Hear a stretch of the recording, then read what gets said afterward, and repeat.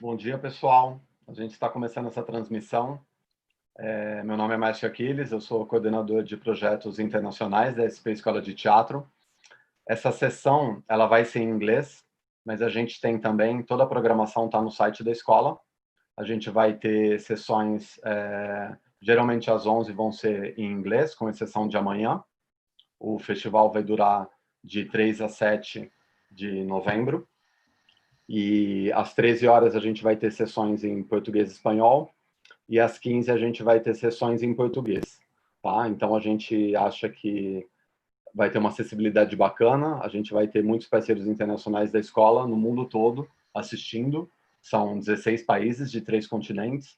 É um prazer para a gente poder organizar esse seminário que une tópicos tão importantes, né, tão caros ao desenvolvimento de um país, né, que é Arte, Educação e Democracia. São tópicos grandes, complexos, a gente vai tentar fazer uma discussão didática que seja interessante a todos, mas que também cutuque quando for necessário, que atinja pontos relevantes e profundos, que é o que a nossa sociedade está precisando nesse momento. Agora eu vou, então, dar um oi para os nossos convidados e a gente vai continuar a sessão em inglês. So, people, I want to thank you again for joining us in this huge project. I made a very short introduction in Portuguese. And before we start, and after my thank you, I will speak just a little about you, make a short introduction, and then I will make a general question to every one of you. So first, I will introduce Ildikó Gáspár. She's a Hungarian theater director, dramaturgist, lives in Budapest, works at Workini Theater, and has staged her plays in several countries, as Germany, Sweden, Lithuania, and Serbia, among others.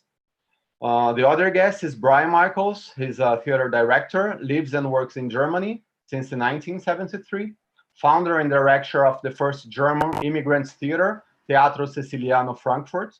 As a teacher, he has worked at Folkwang University of Arts and Music Academy in Katowice, Poland, among others. We will have also Klaudia Gardenö, who is in the 4th year of her theater and puppetry directing course at the University of Theater and Film Arts in Budapest. Prior to this, she studied vocal and contrabass, and also Swedish language and literature. We will have another guest who will join us a little later, maybe in 15 minutes. Yeah, he's finishing a very important class and will join us soon, but I will introduce him. He's also a very nice partner, Eliot Shrimpton. He is a director, producer, and teacher in the performing arts. He's a senior member of staff at the Guildhall School of Music and Drama in London. He has taught workshops and classes in leading schools and art institutions all over the world. So I would like to start with, I will ask first Ildikó, but it's the same question for everyone, okay? Because I want an opening speech about these 3 huge things. I know it's a challenge.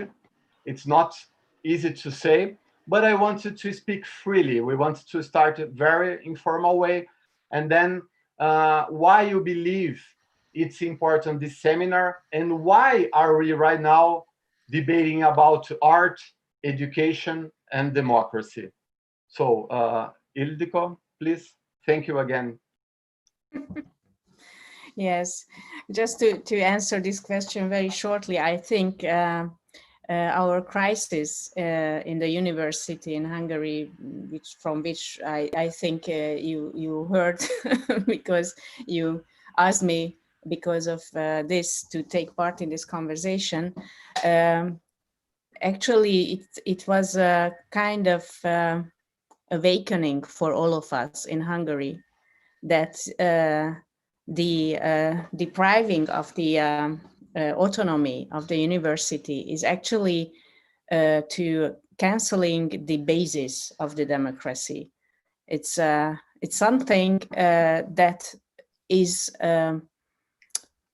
so important to fight for that it could, this very, very tiny university with a few hundred students could move the almost whole Budapest, or not, it's maybe exaggerated, but the intellectual or the cultural side of the city, and 15 or maybe even 20,000 people went on the streets just because of this very small university with 300-400 students. And I think that's a huge thing, and it's a new thing also in this democracy and the history of democracy in Hungary. It shows also that there is a new generation who is also Klaudia representing this generation now, who are in their 20s, who knows a lot more about their rights and how to stand for them than my generation, who was socialized in a post-Soviet or in a very chaotic and confusing socialist country, where you didn't know where are the limits, what you can do, what you can't afford, and you are taught not to contradict, not to stay for your right, and to feel ashamed if you have your own voice or you want to want to express it. So I think also this conversation is a proof for it, that there is a need. And what if we look around, just very roughly, what's happening in Belarus or right now in Poland, and that suppressed parts of the societies just stand for their rights, I think it shows quite clear all these needs in Europe. Great. I have to say to our audience that this event that Klaudia will speak further about it was an inspiration for us organizing this seminar. Of course, the critical political situation we are living in Brazil, it was also an inspiration, and the challenges that many countries are facing right now too. And then, yeah, that's one of the reasons we decided to start with this session. What happened in your university, Klaudia, it was a very important inspiration for us. And then before I go to Brian, as the subjects are linked, I would like to ask you to speak a little bit more about it. We had this on the news, but not so deep, I mean, the press in Brazil, they covered something about it, but we would be glad if you could explain us better how is the situation right now and how it is started, please.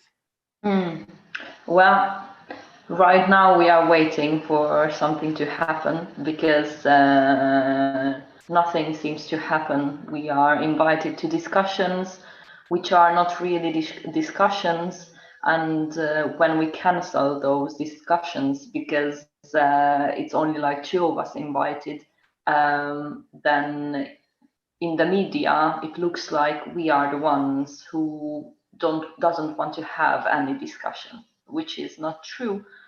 And for me, in those last 2 or 3 months, it was a very important lecture that building a democracy is very hard, because it's very hard to listen everyone's opinion or to make sure that everyone can tell their own opinion without any fear or it's very hard to say what you think when we are 200 of us there. Maybe we don't agree in everything. We agree on the main points, that what happened, it's very disturbing and it's not democratic at all, because this whole demonstration and occupation happened because in May we've got to know from the social media that this financial change is planned, and there was no discussion with the school about how it should happen. And then in June, we had our first demonstration. We tried to speak with the ministry, but our points were not listened. And then in July, we've been discussing our options, like we, the students. So we paid attention not to involve our teachers in organizing the demonstrations, because we are students, we have more possibilities, it's less dangerous for us. And then in August, when we've got to know that this curatorship is built of 5 people, and the school's suggestions were not listened, so there were delegates, like, I don't know, 15 or something like that, who the school suggested that they should be on the board, but no one got to that board. So so our senatorship, they decided to not to continue their work in the form of senators. So they stayed as teachers, but they are not the leaders anymore. And they stepped down the end of August, on the 31st of August. And that was the night when we, the students, decided to occupy the building. And the occupation is going on for 64 days now, or 63. So so roughly that's how it happened. If I may to complement, Yeah. it's something just that it gets clear what's the trick in this whole thing is that the new law that had been made in June makes it the change of the form of the university. That means it's a privatization. So it would be a private university, and it gets governed by a fund, and the fund has a board of trustees.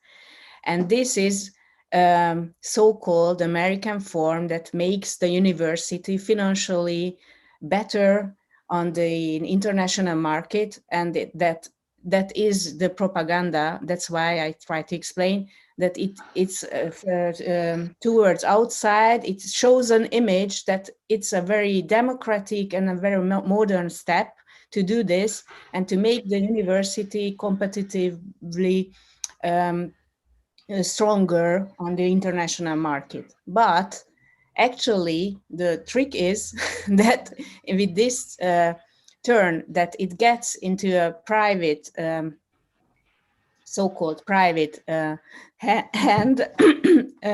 The truth is that the government appoints these members of the board, and it's the transparency gets lost completely. So there are no checks, no balances anymore.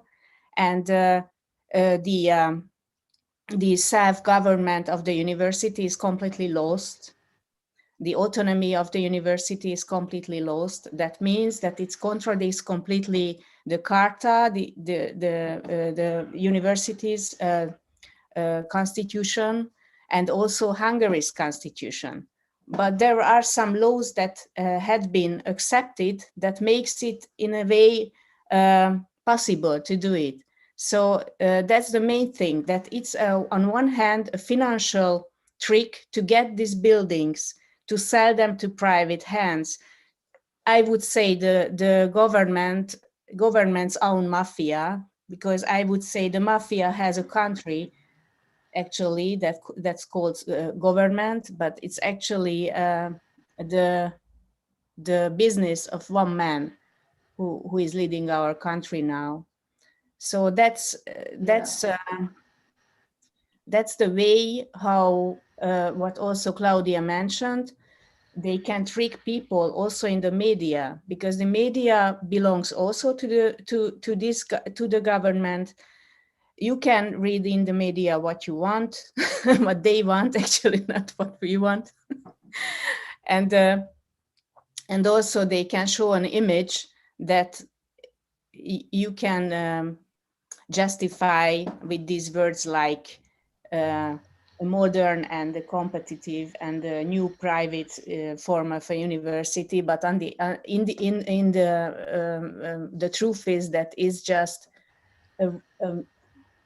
I would say a crime to steal this building, to steal the money, the subsidy, and all these things, and and to cancel and to completely destroy the transparency. And that's the main thing, that you don't have any public eye on it anymore. Yeah, it's really like living in parallel universes. I mean, it's one thing what you can read, and it's another thing what's happening and why it's happening. So that what Ildikó mentioned, so this is kind of a crime. And the last step, when our leadership decided to stand up and leave their positions, was because in that document, which was signed by the new leadership, the curatorship, it was said that the actual leadership of the school will lose all their word in the financial things, in the educational questions too. And that's the biggest problem, because if a board of a school cannot decide about their own educational questions, what are they there for? I see. So now I want to ask Brian about his first reflections and thoughts, why we are doing this seminar in 2020, uniting this democracy, art, and education. And afterwards, if you want, you can also make a comment about this situation in Hungary. Yeah, and I work in two countries, in Poland and in Germany, so I can compare the experiences there, and they are very, very different. And I think there's also a big aspect that we have to look at, and this is this whole question of cultural identity, the so-called culture wars, which didn't exist some years ago, and which now really are not only a major factor in the United States. I mean, watching that is like, I don't know, this slow motion train wreck, but also playing a major role in what's happening in Western Europe. In Poland, I'd like to say, and Poland is a country which is completely split. It's split between a very conservative Catholic, you could just about a majority, okay, as you probably know. It's split between the urban world, the experience of people who live in completely different social contexts in big cities, and the rural world as well. And at the same time, what happens is that the younger generation that is now developing, which Ildikó talked about as well, which is really the only hope in the sense for the democratic development of this country. They are very aware of the deficits of what they have not experienced over the last 30 years. It's not like socialism has simply disappeared. Socialism, the kind of socialism, authoritarianism, the lack of the ability and the confidence to use your own voice is still a very strong moment. It's a very strong element in the discussion, in the way of thinking, also in the political ability to intervene. Now, I think that young people are very aware of this. They are prepared. On the one hand, they are very much protagonists in terms of what change might be, and they're prepared to do with that. On the other hand, it's very, very difficult for them to actually live, to exist through what they're doing. So on the one hand, you have these young people who are prepared to develop, to fight, to to express themselves against a very right-wing authoritarian government. On the other hand, you have a lot of young people, young artists who are leaving the country. And the irony is that most of them are going to Germany, most of them are going to Berlin, where they will find similar people, similar artists from all over the world, a very, very big Israeli diaspora, for example, of artists living in Berlin. Berlin has become the kind of the city of freedom, in a sense. And the necessity for people not only to learn to develop and to speak their own voice, which is what I think is a very important focus for whatever we're doing as teachers, or what happens in these artistic universities.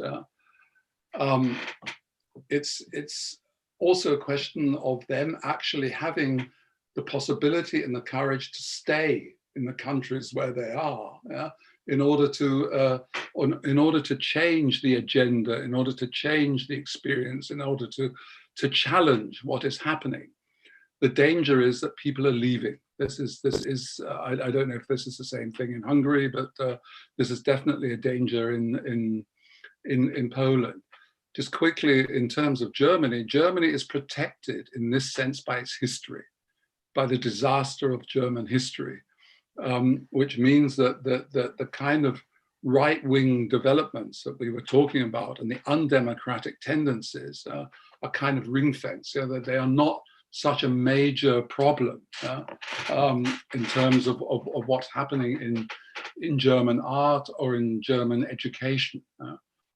There is a right-wing movement as well. Once again, it's very strong in the eastern part of the country, in the former socialist part of the country. Unfortunately, that has a certain concentration there, but it's not the major problem. The difficulty is there is actually finding out the relevance of what art can be, which is perhaps always the question that we have to deal with. It's very much, I mean, when I think about what you've done in Sao Paulo, is really to take a very complicated and difficult and negative social context and to transform that. Your work is very transformative. And I think that what we do has to have that quality and that potential to be transformative. That's a problem in Germany, that doesn't happen. In Poland, there is this potential, but it's very, very threatened. And I think, as I said at the beginning, what is now this major theme of cultural identity, which has also got to do with cultural power, whether it's white supremacy in the United States, or the great replacement theory, which Mr. Orban likes to talk about in Poland, in Hungary, which I think is a really big thing that we have to understand, that you have this, what we need is diversity.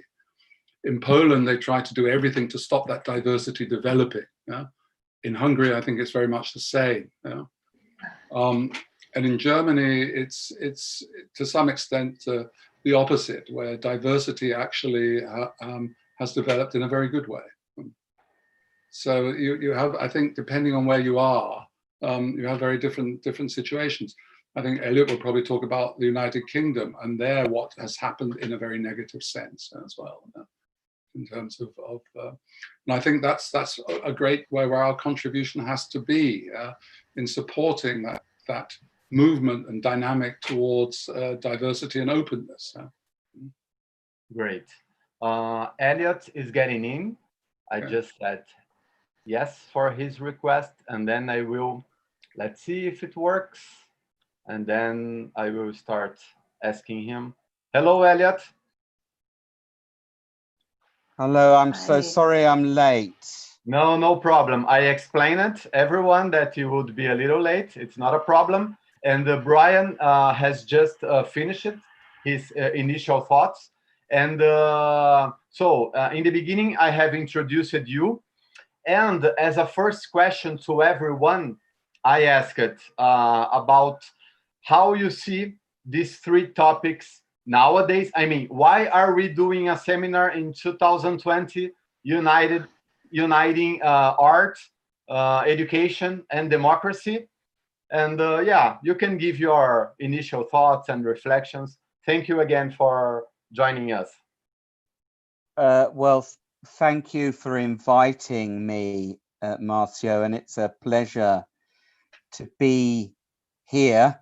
I don't know where here is in Zoom land, but it's a pleasure to meet you all in Zoom land.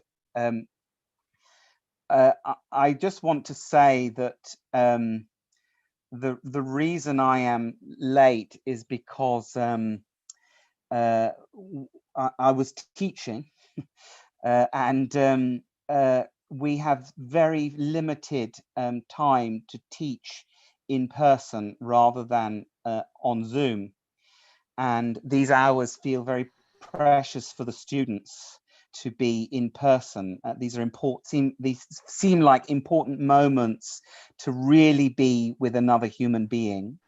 And so I just wanted to honor their experience and their time, not in Zoom land, but they're learning in a real studio. So apologies again. It's a massive question, Marcio.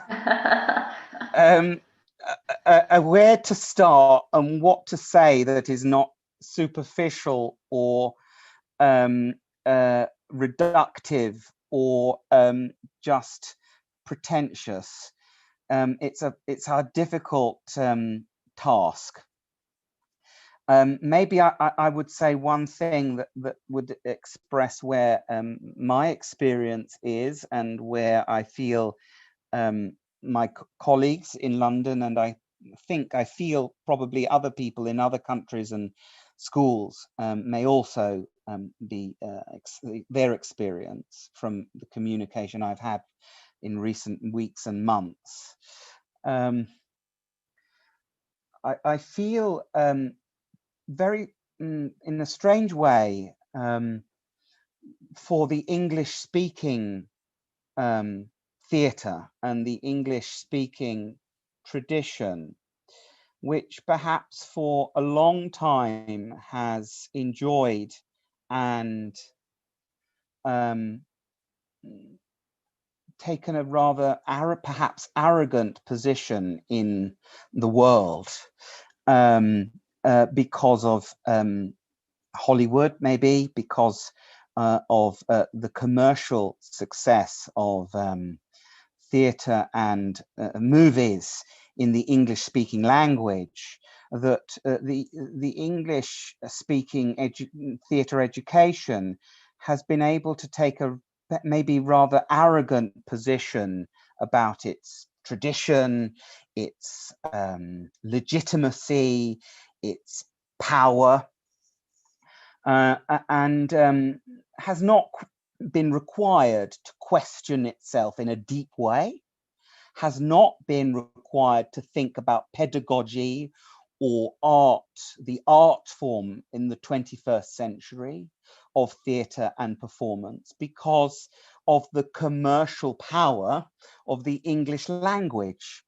And many students who want to train in London and be actors in London or New York or LA have a vision and an ambition which has been commercial and is based on being famous, perhaps. And I suppose the situation in the world in the last few years with environmental concerns, political concerns, social concerns, economic concerns, and now, of course, medical concerns with the pandemic, has disrupted nearly everything. What do we teach? Why do we teach it? Why do we make it? What for? Everything is now a question. And so suddenly, the arrogant English theatre tradition and artistic tradition of performance is being radically questioned. And it's really difficult. So the questions or the words that you proposed, Marcio, in art, democracy and education, for me and the work that I do now are not just ideas, intellectual ideas. These are real experiences in the room with students. What is theatre for? Why are we doing this? What is the purpose of this work? And it's really difficult. It feels that everything we assumed for so many years is really unstable. I know that can be creative, but it also feels difficult.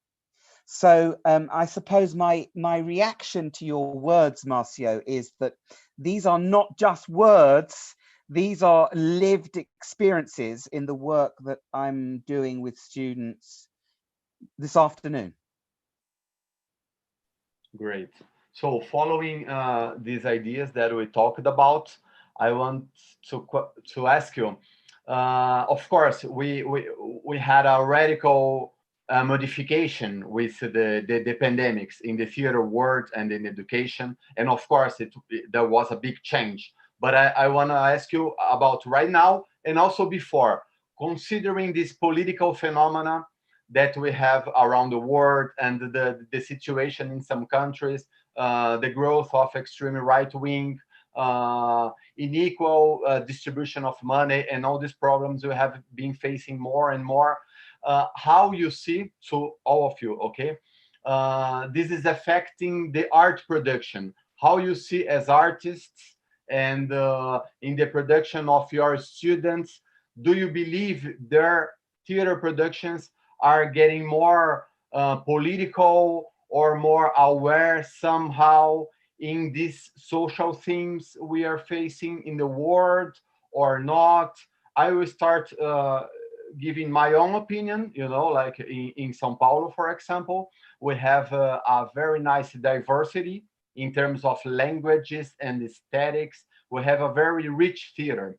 The theater companies, they have different approaches, and it's very nice. But of course, when we take a look in the last maybe 2 decades, we see that the political approach, I mean, when I mean political approach, I mean more explicit, you know. Of course, you can consider any kind of art as a political manifestation, but I think I mean something more direct. And everyone is more explicit in their ideas and in their approach. And this is a huge thing in São Paulo theater, for example. And then I want to ask, in your own countries, how is right now with the online theater, or also a little before the pandemics, if you believe that this situation, political and social situation in the world, is influencing a lot, and how the theater performances and the work of your students and so on. Maybe Ildikó starts, or if you, and then we go to Brian. And how it affects your own work too. You can speak about your own work. No, it's a very difficult question, I think, because in Hungary we don't have this problem of going to Hollywood because of the language. I think actors are not thinking of this opportunity. It's more in the last 10 years, it was more about cultural fight between Kulturkampf, in a German word we also use in Hungarian, political fight between right-wing government and the subsidies and all the boards, cultural boards that divides money, and the other part of the Hungarian theater scene. And the overtaking in this fight, in this battle, all the theaters, and to put right-wing or government through leaders to these theaters. And so I would say there, in the last 10, 12 years, there are only a few theaters left that are not depending from the government. My theater is also one of these, so I'm a very lucky person to be employed in a theater that belongs to the city Budapest, that is led by a mayor who is in opposition. But also this process actually made lots of independent groups from very small money. They probably could work for a couple of years, but then they get lost. But it's still, I think it's still a very, very strong independent landscape that we have theater in Hungary. And these groups also, I think, renew the form of communication, because I think that's the main, probably for me at least, that's the main thing, that theater is communication, and how we communicate has changed in the last year. What's important for us, for each of us, but also you talked about, Marcio, your program, what I understand of it, that it's a completely different theater making, and how you produce something is already the way how you make a dialogue with your partners in this process of theater making is already the way of the communication, and how you communicate gets to a result in the end. And I think that's the main thing we have to be conscious, and also how we do this with the audience. So it's not a product anymore, we just put in front of them and they have to buy it or not, or whatever to like, but that we involve them into another way of perception. And so it's not only the question of communication, of education and what we do in the theater. It's more, for me, it's more the question how we can reach the audience in a completely different way. Shall we, or do we have to change the old way of Gukkastenbühne, of this front, the city theaters, because then we should destroy all the city theaters, or it's just a building and we can just use it in another way, in a different way. So it's if there is no money, it's I think it's a limit on one hand, but on the other hand, after a while, you just so that the few people will remain in theater who don't want to earn money, but who want to make theater. I think that's also something we can win in the end. It's not about fame and business. It's more about to change something. And it's connected also what Brian was talking about. Do we leave the country or not? Because regarding to my work, I work a lot also abroad, and I was thinking a lot about to leave the country, but I think it's, for me, it's a very good situation to have this point of view, that I go to Sweden and I myself have to learn a different way of working, because the democracy is much far away more developed than in Hungary, and how people work there is quite different. And that changes also my way of working. I come back to Budapest and I tried to change the structure, how we organize our communication and working process in the theater. So I think it's much more important to stay in the country, but to have this broader perspective, to work on consciously to gain it and to use it, and to open up is very superficial and very cliche word, but I think it's something that the most important now. So yeah, that's what I think. Brian? Yeah, let me just say a few words about the German theatre system and the way that it developed. As you probably know, there are theatres all over Germany which are subsidized. I mean, money is not a problem in Germany. Even if everybody complains about it, the fact is that I don't think there's any other country in the world that subsidizes theatre in the way that the German system does. Now, that was a really important aspect after the war in the 1950s and so on, and the rehumanization of a barbaric world and a barbaric reality and so on. And it had a very important part to play, and was also a major factor in the political developments in the 1960s and 70s.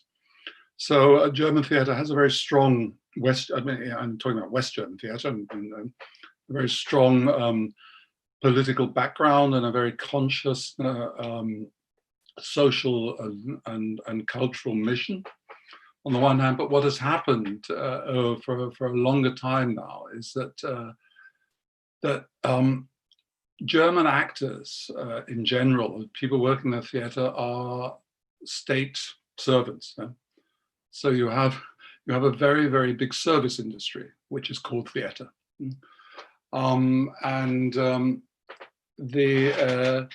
Which, I mean, I can understand. I've worked in it for a very long time.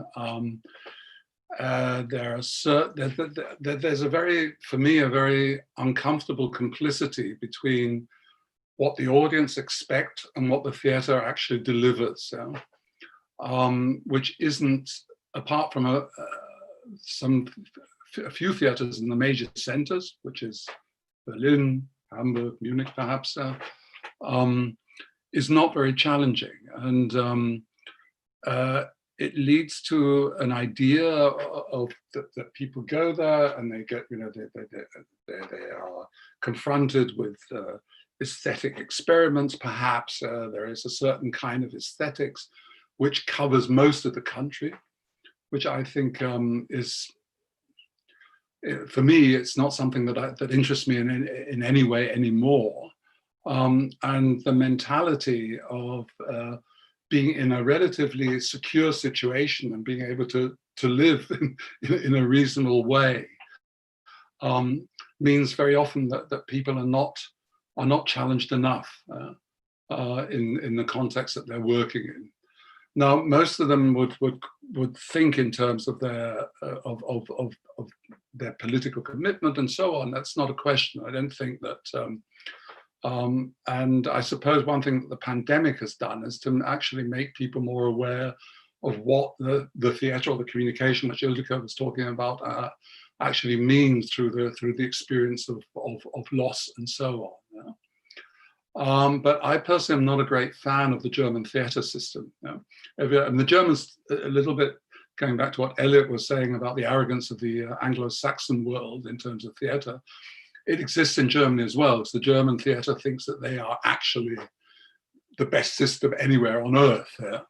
I actually think that they produce, if you look at it, what they produce, what these 164 subsidized theatre, I don't think there's any country in the world that actually produces so much bad work, to be perfectly honest.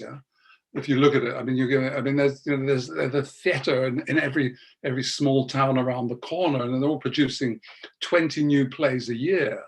And the fact is that this whole question about interestingly, what Eliot was saying, okay, what are we doing? Why are we doing this? Generally doesn't get asked. And so I suppose the pandemic in that way is a bit of a shock. Where people have to think, well, what is it? What is it? Do we really need this, or do we need it in the way that we've been doing?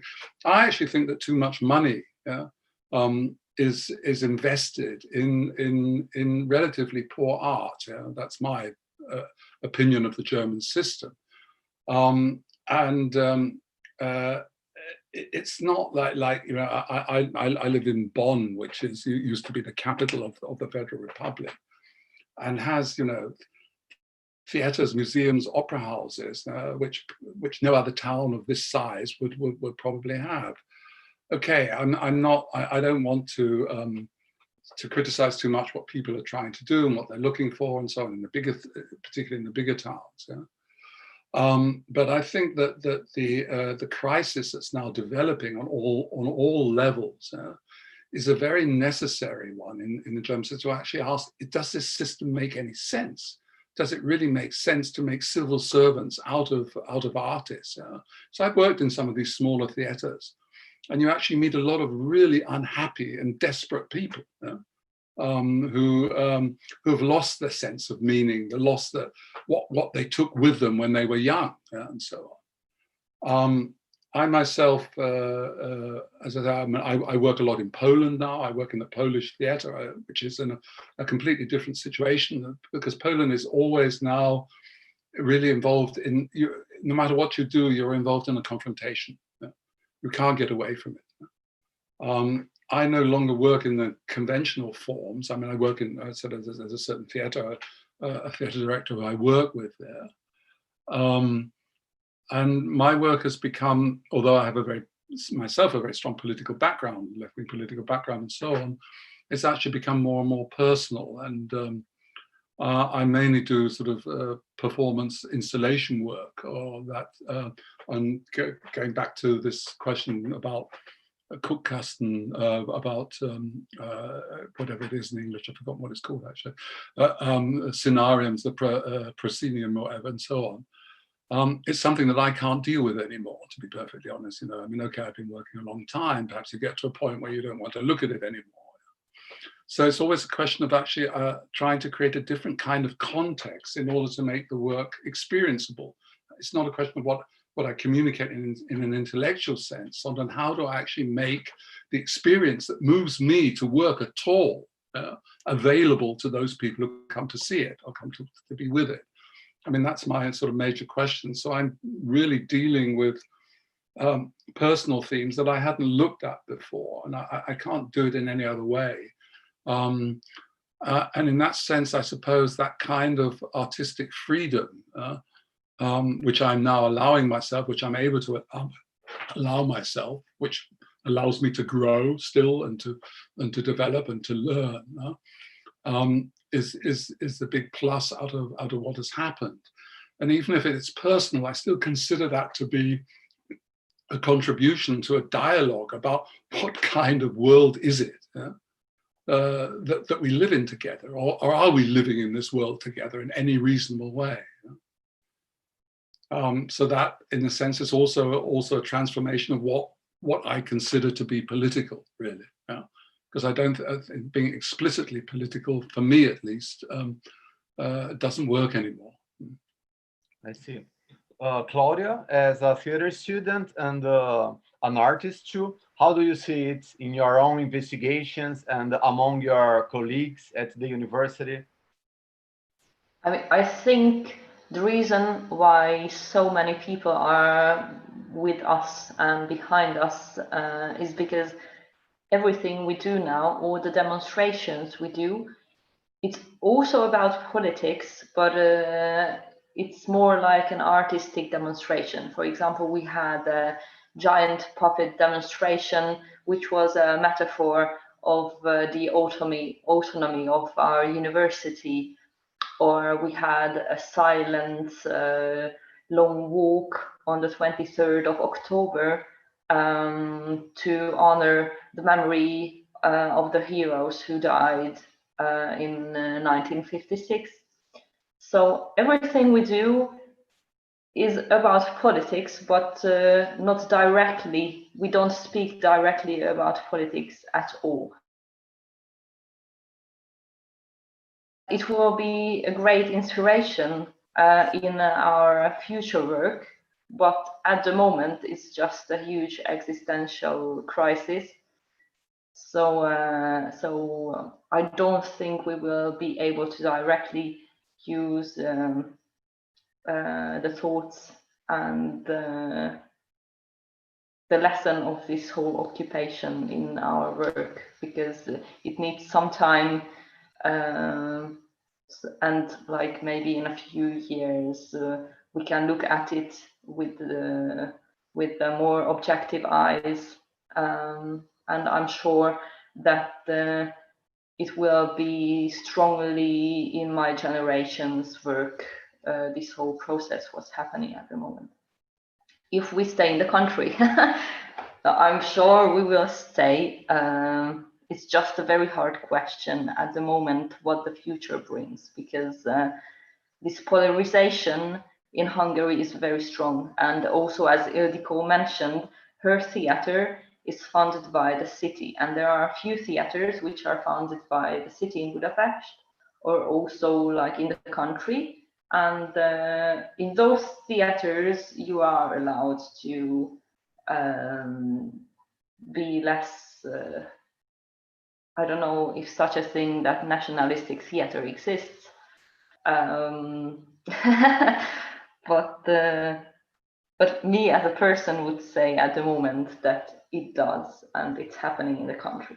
And if you are a young artist or even elder artist, but I say young artist because after we go out from the school, we need to find the places where we can work or where we would like, and we only have these two ways: either to try and fit into one of the theaters where you can think freely, or you go to the theaters which are maybe more right-oriented or nationalistic. And it's also very important to go to those places, because it's also important to talk to that audience. But it's not very easy at the moment in Hungary, because it's very polarized. I see. I believe, yeah, please, Ildikó. Just one comment to this, because just about the demonstration that was organized by the university in the last 4 days, there were several demonstrations, and I think that that this is a big approach, that these demonstrations were actually made that you felt you are not on a demonstration, but you are in a part of a piece of art. So that's political demonstration could have been put on a level of art, just like the silent walk, where 15,000 people were walking, really silent, that created that atmosphere you usually probably sometimes experience in a theater room as a director. And you could experience this with the whole, with this huge mass of people, and in a different way that you were used to it. Just people are talking and protesting and having shields and shouting and so on. Nothing like this. And this was one of these. And also now there are organized flash mobs every day. So it's a different political culture that's now developing in Hungary, that was maybe there in the 60s, I guess, probably a little bit, but not really ever, because of the socialism. So I just wanted to say that I think this is a very, very big thing that the university and the students could achieve in the last 2 months. I see.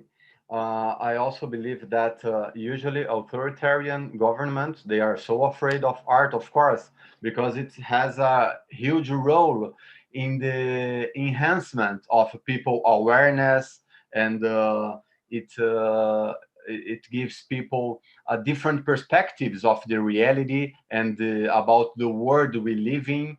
But on the other hand, we also have, for example, in Brazil, this is, I mean, along the history, when you take a look, it's obvious many governments have been afraid of art and its power.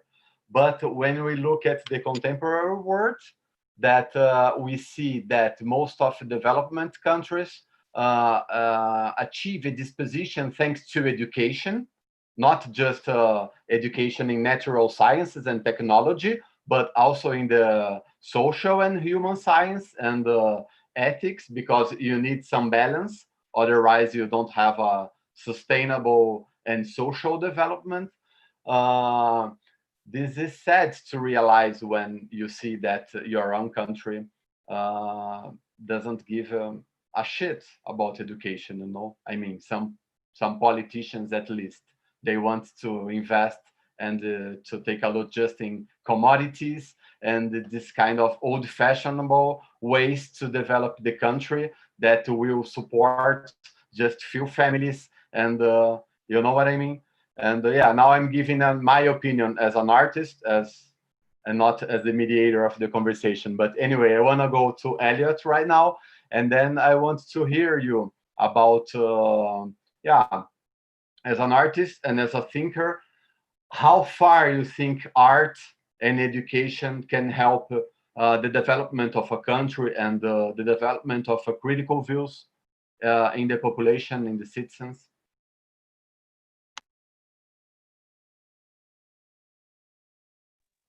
I always made difficult questions. Sorry. Again, big questions.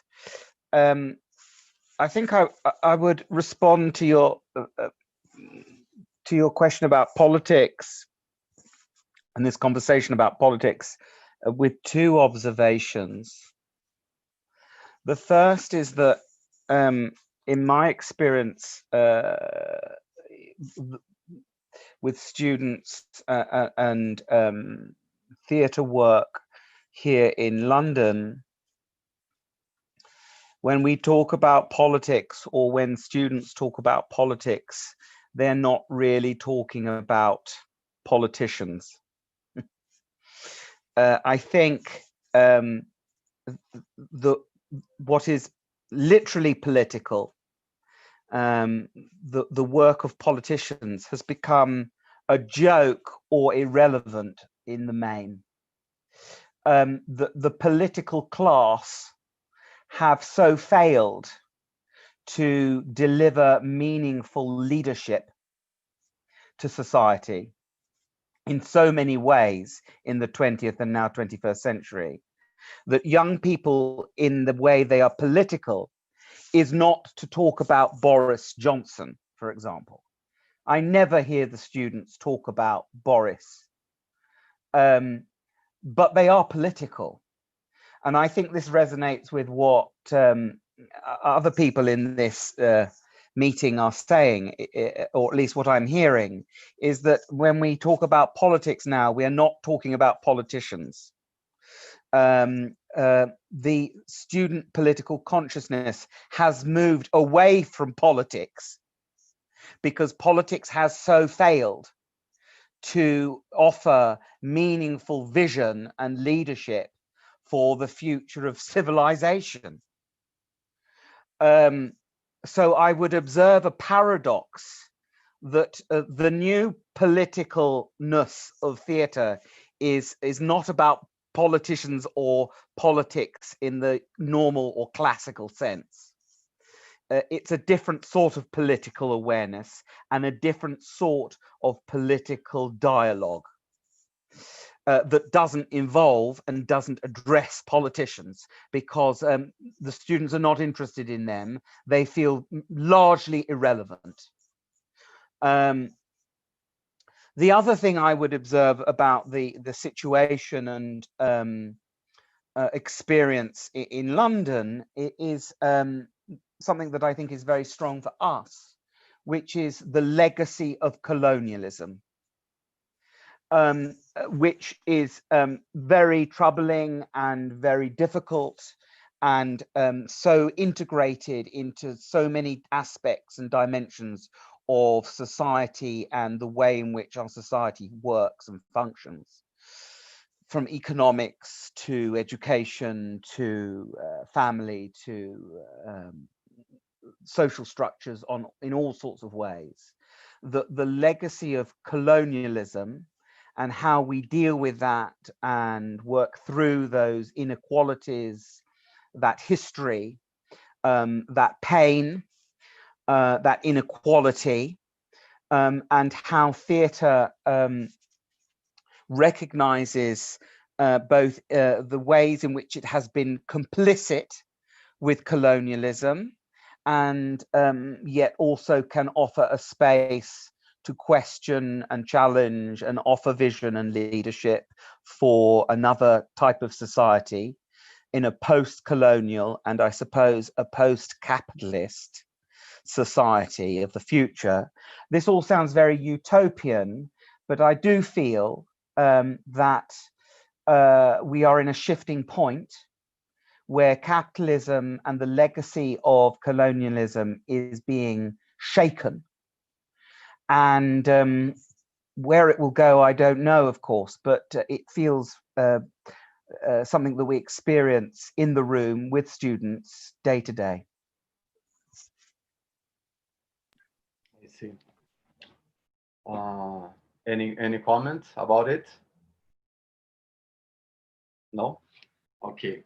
Yeah, so as I told you in the beginning, we would like to make like a dynamic conversation. We know, I'm sorry for those difficult questions, but we knew that we would struggle for debating it in a deep way, but also on the other hand, in a didactic way and to be accessible for everyone. And we will have another session now at 1 o'clock at São Paulo time. And then I would like to ask you for your final words. So thank you again. And I will state again that we want to do it quite short to not lose the interest of people, because everyone is in the virtual world all the time, watching lives and watching congresses, seminars. And then it was a challenge for us, but we said it in this way. So, Brian? Can I just ask a question? I'd like to ask Eliot a question, because you started off by talking about the supremacy, so-called supremacy of the English-speaking theatre, Hollywood as an aim, and so on. Now, what you've just said at the end is exactly, obviously, 300 million years away from that. Yeah? And does that actually lead in what this you're doing with the student, or what the students are doing and thinking, that their whole idea of where they're going, yeah, and where they want to go and what they want to look for and how they express themselves is changing in a radical way or a strong way? Yeah. Yes, I think so. Of course, I'm aware I'm generalizing. I'm not saying that every actor that trained in London was only commercially minded or only wanted to be a movie star in Hollywood. Of course, this is a much more complex and nuanced story. But I think the generation of actors who are wanting to train, who have started a training this September, for example, with no clear sense of necessarily what the future will be, or what industry means, or what the artistic journey of a successful actor would look like, that the industry, the sector, the art form is evolving as we speak, opens up a huge amount of potential and a huge amount of what's unknown. So yes, Brian, I do feel that this generation that I am now meeting and that come to train to be an actor, for example, where I work at the Guildhall School, are questioning and challenging all assumptions, including the ones that you indicate, in terms of what it means to be an actor and the vision they have for their own career and what a career might look like. Of course, they want to be successful, and success may indeed involve commercial success or commercial work. And I'm not an anti-snob, and neither are I think other students.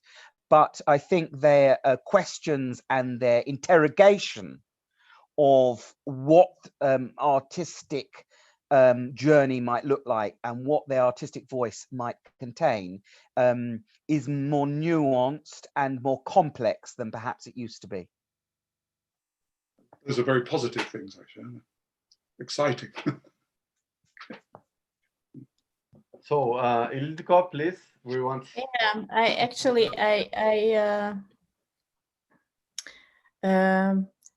I could observe the happenings on the university rather from outside now, because it was led by the student. It was a very close, it's still a very close circle. So Klaudia was taking part on all these reunions and discussions, but I could just see it from a few steps more far away. And my perspective, and I could see that these students are using actually in life what they were studying. So they really practice the art, but in real life. So not in the theater room, but on the street, how they organize an event, how they put it through, how it gets really on a level where you feel that it's not communicating just by words, but by the tools they got from that school. And it was beautiful to see it. And it's still I don't want to talk about it in a past time, of course, just what I experienced until now. I had the feeling that this is something very special and I'm honestly, it sounds maybe a bit strange, but I regret I could never experience something like this. So what they can now. Nice. Klaudia? Well, it gives us a lot of power, I think, that there are conversations like this about our occupation, about the current situation in the world, because it happens everywhere, maybe not so visibly as with our school, but it happens everywhere. So it's very important to discuss this and to open people's eyes. And the only way we can do it is to talk about it and listen to their opinion. And yeah. Great. Such words of hope and perspective about the future. It's important for us. As I said, the political situation in Brazil is very complicated. The environment and the strategies of the federal government, and everyone is afraid, and it's a difficult situation with the pandemic too, because it is so strong here, as you probably know. So Brian, your last words in these meetings, and we hope that it's hopeful too. Yeah. I prefer to speak about the Polish situation, because I think there, just being an artist and insisting on being an artist is an act of resistance in that context. I think that in the training institutes that I work in, it's about really encouraging the young people there to find and to trust their own voice. Because that's something that they haven't learned. Yeah? It has to do with post-communist societies. I'm sure that the Hungarian experience isn't that different in that respect. That actually learning and to know that your voice actually means something. Interestingly enough, it connects to what Eliot was saying about the idea of the political. They are not involved, despite everything, with the so-called Justice Party, which is ruining and ruling Poland at the same time. They are not so directly involved in that explicit way with confronting that kind of politics. They're very much concerned with developing their own way of speaking, of articulating themselves artistically. And I think that is what we have to encourage, and to give them the strength and the confidence to stay there. The biggest problem is that people leave the country. That is the major sorry, the major danger that we experience. And I hope that what we're doing there in the different institutions will allow them to have the confidence and the courage to stay with what they're doing. Thank you. Eliot?